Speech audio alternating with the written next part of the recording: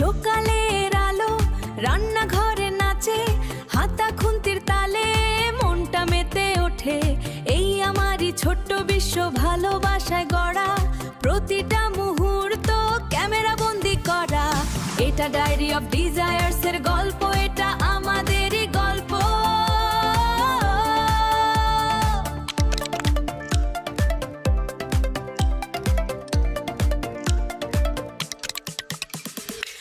আসসালামু আলাইকুম।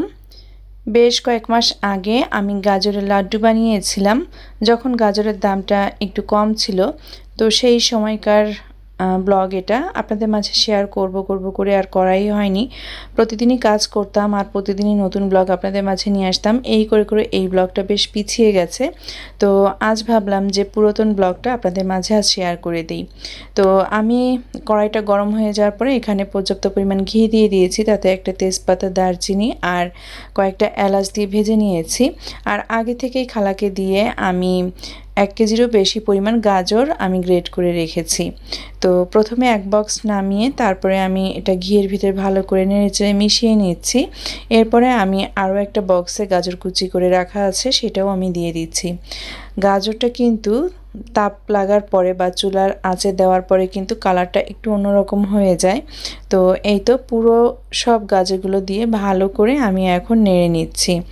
আর গাজরের লাড্ডুতে বা গাজরের হালুয়াতে যত বেশি দুধ আর ঘি ইউজ করা যাবে তত কিন্তু বেশি টেস্টি হয়। তো এই তো নাড়তে নাড়তে আমি এখন দেখছি যে গাজর যে গায়ের যে পানিটা সেটা একটু শুকিয়ে যাওয়ার মতো। এই কারণে আমি বেশ কিছুটা পরিমাণ পাউডার মিল্ক আমি এই বাটিতে গুলিয়ে রেখেছিলাম।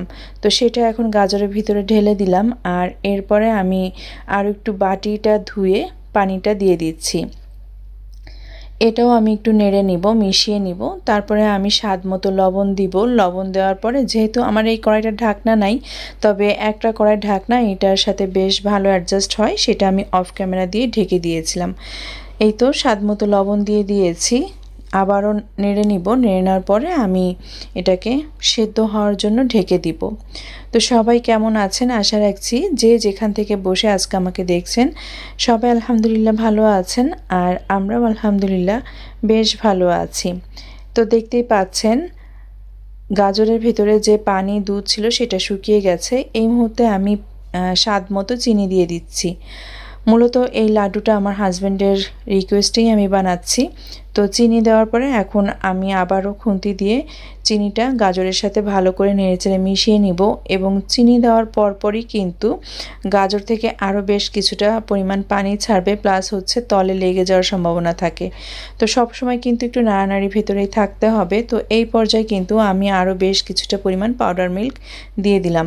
একভাবে হচ্ছে যে আমি গুলিয়ে দিয়েছি, আর একটা হচ্ছে যে এইভাবেই আমি গুঁড়ো দুধটাকে ইউজ করেছি। তো এই তো আরও যেহেতু স্টিলের কড়াই, মানে আমার এখান থেকে সরার কোনো উপায় নেই, তাই আমি যতদূর পেরেছি দাঁড়িয়ে থেকে নেড়েই আমি লাড্ডুটা তৈরি করার চেষ্টা করছি। লাস্টে নামিয়ে নিব, তো তার আগে আমি আরও কিছুটা পরিমাণ ঘি দিয়ে তারপরে আবারও মিশিয়ে নিচ্ছি নেড়ে। এই পর্যায়ে নাড়ার পরে তারপরে গরম থাকা অবস্থায় কিন্তু লাড্ডুটাকে তৈরি করে নিতে হবে। তো হয়ে গেছে, আমি মিশিয়ে নিলাম। আর এখন এক জায়গায় চেপে চেপে রাখবো যাতে করে গরমটা বের হয়ে না যেতে পারে। গরমটা বের হয়ে গেলে যত ঠান্ডা হবে ততই কিন্তু শক্ত হয়ে যাবে। তো এখন আমি কি করব, চুলাটাকে অফ করে দিয়ে গাজরটাকে আমি পুরো এক জায়গায় করে নিচ্ছি কড়াইয়ের। সেই সাথে হচ্ছে আমি দুইটা হাতে আমি এখন একটু তেল মাখিয়ে তারপরে হচ্ছে যে গরম যে গাজরটা সেটা আমি হাতের মধ্যে শেপ করে গোল গোল করে লাড্ডুর শেপে বানিয়ে নিব এক এক করে। আমার গরম জিনিস ধরতে খুব বেশি একটা সমস্যা হয় না, আমি পারি। তারপর যতটুকু আমি সহ্য করতে পারি সেভাবেই কিন্তু আমি লাড্ডুটাকে বানিয়ে নিচ্ছি। তো যারা আজকের ব্লগটা দেখা শুরু করেছেন আপনাদের কাছে অনুরোধ করছি যে প্রথমে একটা লাইক দিয়ে ব্লগের বাকি অংশটুকু কন্টিনিউ করতে পারেন। আশা রাখছি এই ব্লগটা পুরনো হলেও কিন্তু আপনাদের কাছে বেশ কিছুটা ভালো লাগবে। আর যারা এই ধরনের ডেইলি লাইফস্টাইল ব্লগ দেখতে পছন্দ করেন আপনারা চাইলে কিন্তু আমার চ্যানেলটিকে সাবস্ক্রাইব করে আমাকে সাপোর্ট করতে পারেন। পাশে থাকা বেল আইকনের অল অপশনটা সিলেক্ট করে দিতে হবে সাবস্ক্রিপশনের পরে। নোটিফিকেশনে আপনাদের কাছে আমার চ্যানেল থেকে আপডেট ব্লগগুলো পৌঁছে যাবে, আপনি আপনার সুবিধা মতো সময় সেগুলো দেখে নিতে পারবেন। এই তো এক এক করে কিন্তু আমি গাজরের লাড্ডুটা বানিয়ে নিচ্ছি। আর বানাতে কিন্তু খুব বেশি সময় লাগে না, জাস্ট 10 থেকে 15 মিনিট। আমি একটু বড় বড়ই শেপ দিয়েছি। এই অবস্থায় চাইলেও খেতে পারেন, অথবা আমি এখন এই পাউডার মিল্কটা দিয়ে একটু গার্নিশ করে দিচ্ছি। জাস্ট দেখার সৌন্দর্য আর খাওয়ার টেস্ট এভাবে করেও দিতে পারেন। তো আমি মিল্কটাকে আমি এপাশ ওপাশ দুই পাশেই কিন্তু আমি ছিটিয়ে দেব। তো প্রথমে এক পাশ দিচ্ছি, এরপরে কিন্তু আবার লাড্ডুটাকে উল্টিয়ে দিচ্ছি। দেওয়ার পরে আবারও আর এক পাশে আমি এইভাবে মিল্ক পাউডার দিয়ে গার্নিশ করে দিব। তো এখন নর্মাল টেম্পারেচারে এটাকে ঠান্ডা হওয়ার জন্য সময় দিব, তারপরে আমি নর্মাল ফ্রিজে এটাকে রেখে দিব। ফ্রিজে রাখার পরপরই কিন্তু লাড্ডুটা বেশ শক্ত হবে, খুব বেশি শক্ত না, মানে মিষ্টির আকারের মতো একটু শক্ত হবে। তারপরে কিন্তু অনায়াসে আপনি আপনার ফ্যামিলি মেম্বারদেরকে নিয়ে খেতে পারবেন। তো আমার লাড্ডুটা একদম পুরোপুরি তৈরি হয়ে গেছে। তো এটা খেতে খুবই টেস্ট হয়েছিল। আর এটা সামনে আপনাদের ভাইয়ার বা বাচ্চাদের সামনে দেওয়ার সাথে সাথে প্লেট ধরেই সব শেষ হয়ে গিয়েছিল, এমনটাই অবস্থা। এই তো গাজরের লাড্ডুটা আপনাদের কাছে কেমন হয়েছে আমাকে কমেন্ট করে জানাতে পারেন। বিকালের দিকে আমি এখানে আমার সহ বাচ্চাদের কাপড় বের করে নিয়েছি। তো এইটা ছিল আমাদের ঈদেরই কাপড় চোপড় দুই বাচ্চার, কিন্তু আমার শাড়ি তো অনেক আগের। আমি এই শাড়িটা পরবো আজ। আমাদের রাতে আজকে ফ্যামিলি গেট টুগেদারের একটা পার্টি রয়েছে ধানমন্ডিতেই। আমার ননদ আসলে এটার হোস্ট। তো আমি বিকাল থেকেই মূলত আসর নামাজের পর থেকেই রেডি হওয়া শুরু করেছি, যেহেতু শাড়ি পরবো। তো অলরেডি কিন্তু আমি শাড়ি পরেও নিয়েছি। তো এই তো, আর বাচ্চাদেরও কাপড় পরিয়ে দিয়েছি। মাগরিবের নামাজ পড়ে তারপরে যে আমরা চলে গিয়েছিলাম এই বাফেটে। তো এখানে যে প্রথমেই আমরা এসে খাওয়া দাওয়া শুরু করে দিয়েছি। এখনও আমাদের অনেক মানে রিলেটিভস তারা আসেন নাই। দেখা যাচ্ছে যে আমার মেজো মামা মামি শাশুড়ি আসেন নাই, আবার আমার দেবর ওরা এসে গেছে, ননদ কেউ এসেছে কেউ আসেনি, এরকমটাই অবস্থা। তার ভেতরেও কিন্তু আমরা মানে মোটামুটি খাওয়া দাওয়া শুরু করে দিয়েছি। তো এই তো আমাদের খাওয়া দাওয়া চলছে। একটা পর্যায়ে কিন্তু সবাই এখানে চলে এসেছে, মামা মামি, তাছাড়া মামির ভাই বউ আর একটা মামি আমাদের ননদ নন্দাই মিলে মোটামুটিভাবে মানে দেবর সবাই এই ননদটা সে হোস্ট, সে খাওয়াচ্ছে, সে নতুন চাকরি পেয়েছে। তো যাই হোক, সবাই মিলে খুব সুন্দর খাওয়া দাওয়া করলাম। আর আমি আর আমার ছোটো যা এত চা খাওয়ার পাগল, দেখেন এখানে বুফে খেতে এসে আমরা চা খোঁজ করছি আর অলরেডি চা পেয়েও গেলাম। তো এখানে ওনারা ইলেকট্রিক চুলায় এই যে চা বানাচ্ছে। তো আমরা দুই যা এসে এখানে বললাম যে চা দেন আমাদেরকে। তো উনি চিনিটা মিক্স করে তারপরে এখন যে আমাদের দুই যাকে চা দিল। এরপরে কিন্তু আমরা সবাই মিলে বেশ কিছুক্ষণ এখানে গল্প করেছি, আড্ডা দিয়েছি, ছবি তুলেছি, পর্যাপ্ত ছবি তুলেছি। আর এই বুফেটটার নাম বুফেট মানে বাফেটের নাম মেরিটেজ ঢাকা। খাবারটাও খুব ভালো ছিল, খুবই ভালো ছিল খাবারটা। আর দামটাও রিজনেবলের মধ্যে ছিল, এরকমটাই মনে হয়েছে আমার কাছে। আর এই তো রাতের ঢাকা শহরটাও আপনাদের সাথে আমি একটু শেয়ার করে দিলাম। আমার কাছে অনেক ভালো লাগছিল। এখানে আলাদা করে বসার জন্য বা আলাদা, এটা সম্ভবত স্মোক জোন বা কোনো কিছু একটা এরকম থাকতে পারে। তো যাই হোক, আমাদের ভিতর তো আর কেউ ওই ধরনের ছিল না। তা আমরা এখানে সবাই বসে বেশ খানিকটা সময় এখানে গল্পগুজব করছিলাম।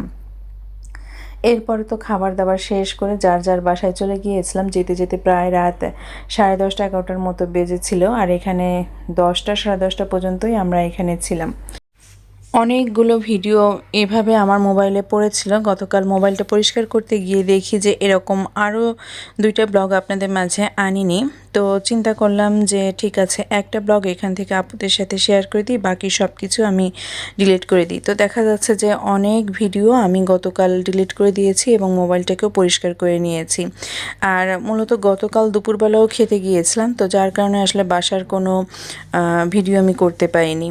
এই কারণে আমি এই প্রিভিয়াস এই ব্লগটাই আপনাদের মাঝে শেয়ার করছি। এর পরদিন সকালবেলা স্কুলে এসেছি, দেখি যে একটা ব্যানার স্কুলে টানিয়ে দিয়েছে, এখানে আমার ওয়াসিফ বার্ষিক ক্রিয়া প্রতিযোগিতায় পুরস্কার নিচ্ছে। তারপরে শুভা যেমন খুশি তেমন সাজাতে, এই যে এখানে চাকমা যে ড্রেসটা পরা, মাথায় গামছা বাঁধা, তো বাচ্চাদের আরও অনেক ছবি রয়েছে এখানে। তো সেই ছবিগুলো দেখলাম। আর এছাড়া যে আজ 2টা বাচ্চাকেই 25 সালের কৃতি সন্তান হিসেবে স্কুল থেকে ক্রেস্ট দিয়েছে। তো আমি ভাবলাম ভাবলাম যে ঠিক আছে এখান থেকেও আমি ভিডিওটা করে নেই, এটাও ব্লগে শেয়ার করতে পারবো, বাচ্চারা বড় হলে দেখতে পারবে। তো এ পর্যন্ত যতদূরই যা এসেছে আমার দুইটা বাচ্চা এই 3-4 বছরে, তো পুরোটা কৃতিত্বই মূলত বলতে গেলে যে ওদেরকে সময়টা আমিই দেই। আমার বাচ্চাদের কিন্তু এক্সট্রা কোনো টিচার নাই, সেটা আপনারাও জানেন এবং দেখেন। তো 25 সালেই আমার দুইটা বাচ্চাই হচ্ছে কৃতি স্টুডেন্ট হয়েছে, তো সেই হিসাবে ওরা সংবর্ধনা হিসেবে ক্রেস্ট পেয়েছে। এটা রেখে দিলাম যে বাচ্চারা বড় হলে কখনো দেখতে পারবে যে আম্মু ওদের জন্য কি করতাম বা ওরা তখন কেমন ছিল, এইটাই আর কি, আর কিছু না, স্মৃতি হিসেবে থেকে গেল। তো এই তো, আর এই যে এসে দুপুরে রান্না বান্না করে নিচ্ছি। তখন তো একটু হালকা হালকা শীত শীত ছিল, তো ফুলকপিটা পাওয়া যেত। তো আজ রান্না করছি রুই মাছ দিয়ে, আলু দিয়ে, টমেটো দিয়ে, ফুলকপি দিয়ে ঝোল। মোটামুটিভাবে আমার কিন্তু আলু টমেটোটা কষানোর জন্য লবণ হলুদ দিয়ে মশলার সাথে এই যে এখন আমি ঢেকে দিচ্ছি। ফুলকপিটাকে কিন্তু খালা এসে কেটে দিয়ে গেছে। আর এই তো আমার কষানো শেষ হয়ে গেছে, টমেটো থেকেও একটু বেশ কিছুটা পানি ছেড়েছে, আর আমি আর একটু পানি দিয়ে কাঁচামরিচ দিয়ে দিলাম। তো অনেক সময় কিন্তু ফোন ঘাটলে পুরনো ছবি, পুরনো ভিডিও এগুলো দেখলে কিন্তু অনেক স্মৃতি মনে পড়ে যায়, আর আমার অবস্থাও তাই হয়েছে। তো ফোনে দেখলাম যে অনেকগুলো মানে আমার সংসার কাজকর্মের অনেক ভিডিওই ছিল, তো অত আর আমি রাখলাম না যে হয়তো বা আপুরা পছন্দ করবেন না বা দেখতে ভালো লাগবে না। তো এটা চিন্তা করেই কিন্তু আমি পুরনো সব ভিডিওগুলোকে আমি ডিলিট করে দিয়েছি। আর এইটা আসলে আপনাদের মাঝে শেয়ার করার অর্থ হচ্ছে যে বললাম যে গতদিনও খেতে গিয়েছিলাম, বাচ্চাদের জন্যই মূলত, ওদের হাফ ইয়ারলি পরীক্ষার রেজাল্ট দিয়েছে। তো আপনাদের ভাইয়া বললো যে সবাই মিলে আমরা বাইরে কোথাও খেয়ে আসি, এই কারণেই যাওয়া। তো এই তো কথা বলতে বলতে কিন্তু আমি ফুলকপিটাকে দিয়ে নেড়েচেড়ে আবারও কষাতে দিয়ে দিয়েছি। আর কষিয়ে নেওয়ার পরে কিন্তু এখন আমি ভেজে রাখা মাছগুলো দিয়ে একবারে ঝোলের পানি দিয়ে নেড়েচেড়ে নিচ্ছি। তো এই আর কি, কি বলবো আসলে, প্রিভিয়াস ব্লগগুলো যেহেতু অনেক মাস আগের, তা প্রায় 4 মাস আগেরই হবে আমার এই ব্লগটা। 4 মাস আগে যে কাজগুলো করেছি সেটাই আজ আপনাদের মাঝে শেয়ার করছি। তো এই তো হয়ে গেছে, আমি ধনিয়া পাতা কুচি দিয়ে এখন হচ্ছে যে আমি তরকারিটাকে নামিয়ে নিচ্ছি। এরপরে সন্ধ্যার সময় দুইটা বাচ্চাই বায়না করেছিল যে ওরা কফি খাবে, তো ওদেরকে এখন কফি বানিয়ে দিচ্ছি। বললাম যে কফি খেলে রাতে ঘুম হবে না, কিন্তু না, নাসর বান্দা ছাড়বেই না, তাদেরকে কফি দিতে হবে। তো এখানে আমি কাপের ভিতরে আমি অল্প পরিমাণ কফি নিয়েছি। এখন গরম পানি দিয়ে আমি কফির যে ফোম মেকারটা থাকে এটা দিয়ে আমি ভালো করে মিক্স করে ফোম তুলে নেব। গতকালকেরই একটা ব্লগে হঠাৎ করে মোসাম্মদ ঋতু আইডি থেকে ঋতু আপু জানতে চাচ্ছিলেন যে আমার এটা কোন ব্র্যান্ডের। আসলে এগুলো কোন ব্র্যান্ডের আমি বলতে পারছি না আপু, এগুলো সবই চাইনিজ। আপনি মার্কেটে গেলে কফি ফোম মেকার বললেই এগুলোই আপনাকে বের করে দিবে, আর এগুলোর দামও খুব বেশি না, হয়তো বা 200 টাকা 250 টাকা এরকমই হবে দাম। তো অল্প সময় বিট করলেই কিন্তু খুব সুন্দর ফোম উঠে যায়, আপনারা দেখেন। এখন যেহেতু বাচ্চারা খাবে আমি একটু বেশি পরিমাণেই কিন্তু চিনিটা দিয়ে দিচ্ছি। তো 2টা কাপে আমি চিনি দিয়ে দিলাম। ওই কাপটাতে এখনও আমি বিট করিনি, প্রথমে এটাকে আমি রেডি করে নিচ্ছি, যেহেতু 2টা বাচ্চাই খাবে। আমি আর খাবো না, কারণ আমি যদি রাতে এখন কফি খাই তাহলে আর ঘুমোতে পারবো না, তো ওদের জন্যই করছি। তো এই তো এই কাপটারটা আমি রেডি করে নিয়েছি। এখন হচ্ছে যে আমি ওয়াসিফের কাপটা রেডি করছি। কফি আর চিনির ভিতরে আমি অল্প পরিমাণ গরম পানি দিয়ে এখন ফোম মেকার দিয়ে এই যে ফোমটাকে তুলে নিচ্ছি। বেশ কিন্তু ফোমের পরিমাণটা অনেক হয় এবং ঘনও হয়, আপনারা দেখতে পাচ্ছেন। আর যেহেতু বাচ্চারা খাবে তাই দুধের পরিমাণটা আমি একটু কমই দিব, মানে চিন্তা করছি যে অল্প অল্পই খাক, না হলে তো ঘুমাতে পারবে না রাতে। তো এভাবে করেই কিন্তু আমি ওদের জন্য কফি রেডি করে দিয়েছিলাম। আজকের ব্লগটা যদি আপনাদের কাছে ভালো লেগে যায় তো প্রিয় আপু আন্টিরা আপনারা কমেন্ট করতে ভুলবেন না। আর আমি আজকেও সরি বলছি, আসলে অনেক আপুরা অনেক কিছু জানতে চাচ্ছেন, এখনও আমি আপনাদেরকে বলতে পাইনি আসলে। তো চেষ্টা করব নেক্সট ব্লগগুলোতে আপনাদের কমেন্টের রিপ্লাই দেওয়ার জন্য। তো এখানে একদম গরম করে নেওয়া দুধ আমি 2টা কাপেই ঢেলে দিয়েছি। এখন চামচ দিয়ে হালকা একটু নেড়েচেড়ে আমি মিশিয়ে নিচ্ছি। খুব বেশি নাড়বো না, তাহলে কিন্তু ফোমটা কেটে যাবে, ফোমটা নষ্ট হয়ে যাবে। এই যে উপর থেকে যতটুকু পেরেছি ততটুকু দিয়েই ওদের জন্য রেডি করে নিয়েছি। এই তো সুন্দর 2টা কফি হয়ে গেল বাচ্চাদের জন্য। তো এই ছিল আমার আজকের ব্লগ।